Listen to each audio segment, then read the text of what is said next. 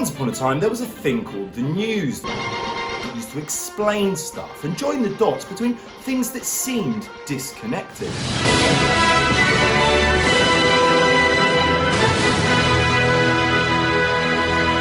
Good evening. It used to ask searching, often very difficult questions to those in power and didn't take their word for it when they simply lied through their teeth. With respect, that is not answering the question of whether you threatened to overrule him. But now, the news is dead. Oh my God, it would be funny if it wasn't so true. Which means there's plenty of room for opportunistic chancers like me to make a quick YouTube buck by doing what the news doesn't. I mean, the bar's so low it'd be rude not to. Like and subscribe, please. But how did we get into this sorry mess? Well, the news got sick after catching a highly contagious strain of light entertainment driven by an underlying health issue known as the profit motive, for which there is no known cure.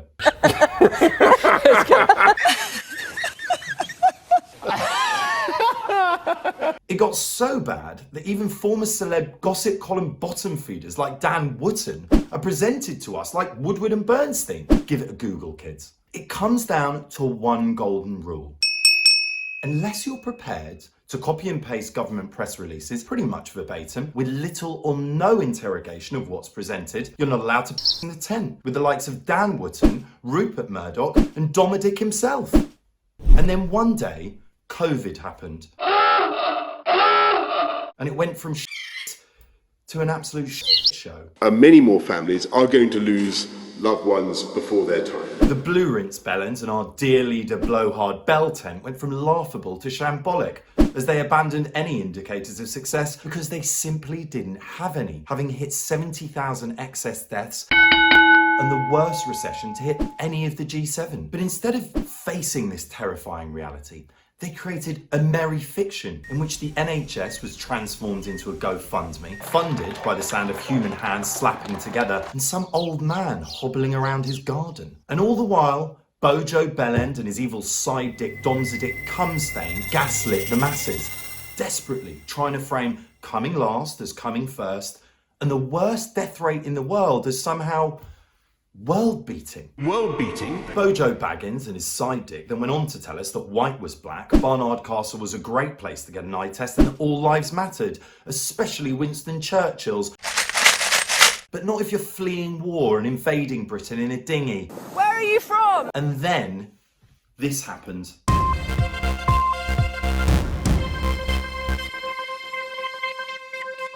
That's right. The Etonian mess himself wants to hire a spokesperson, a six-figure salaried teeth and tits talking machine to stand behind a Union Jack lectern and tell us a second wave is about as spiffing as Spitfires and save us from Boris belching bollocks like this. Scaled up testing at a local level, combined with contact tracing, contact tracing. What's that, Boho? Contact tracing. Contract tracing? Contract tracing. As in the tracing of contracts? Huh, maybe that's the way to land the job. Perhaps if I follow this contract tracing Freudian slip and trace these pesky contracts, well, perhaps I could become said six-figure salaried spokesman. And now for the serious bit. So get ready for some serious facting. I know you lot have forgotten what that's like, but just give it a go. Under cover of the pandemic, the government has awarded contracts worth billions of pounds for equipment on which our lives depend without competition or transparency. It has trampled on its own rules, operated secretly, and made incomprehensible and, in some cases, highly questionable decisions. We can now reveal that only a fraction of the 400,000 gowns ministers said were on their way in planes from Turkey have ever arrived. In fact, of them, only 4,500, that's 1%, have passed quality control tests so they can be used in Britain's hospitals. And calling this profiteering bullshit highly questionable is about as kind as I'm going to be. Let's just really take this in. Government contracts worth over £5 billion have been awarded to private companies without other companies having the opportunity to bid for the work. Three of the biggest beneficiaries were, and I shit you not, a pest control company, a confectionery wholesaler, and an opaque family fund owned in a tax haven. And let's not forget there were 24,000 other offers from 16,000 PPE suppliers with plenty of experience who didn't even get a cursory callback. Ghosted by the government like some hinge date you'd rather forget existed. These deals seem to have been done with a slap on the back and a handshake, just like the good old days before the law and oversight and, well, the law. £16 million was spaffed on coronavirus tests that didn't work. 12 million was spunked on a failed app that one of Dom Zadik's friends made. And £150 million was spent securing 50 million masks that didn't work from an offshore banker with no history of supplying medical equipment at all. In what amounted to a COVID-19 bonanza, ministers suspended the standard rules, enabling contracts to be issued with extreme urgency.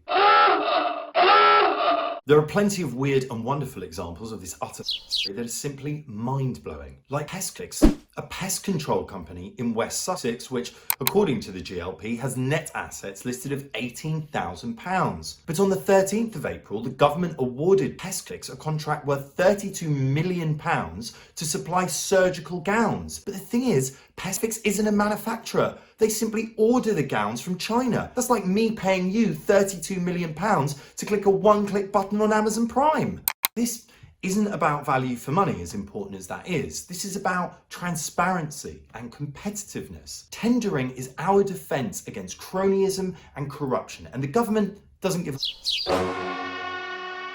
The government's strategy is to brazen out disgrace until public outrage subsides. It cheats and lies. It knows that we know, and it doesn't care. Time and again over the last few months, the government have played a game of chicken with the British public, and they've won every time. The fuckers are banking on the fact that your outrage won't last longer than a few 24-hour news cycles, at which point they point the finger at brown people in boats as the cause of all your woes. Where are you from? And the thing is, it's working. After Cy Dick's flagrant lockdown-breaking road trip. As I stressed, I think that in all the circumstances, it was the most sensible thing to do. No one in this government is ever going to resign again. Resignation is about as obsolete as competence. But inside Downing Street, there is still absolutely a conviction that the cost of hanging on to Dominic Cummings is less than the cost politically and personally to them would be to see him walk, or if he decided that it was time to resign. And incompetence is being reframed as an everyday occurrence. No, I'm not going to resign over the GCSE and A-level fiasco.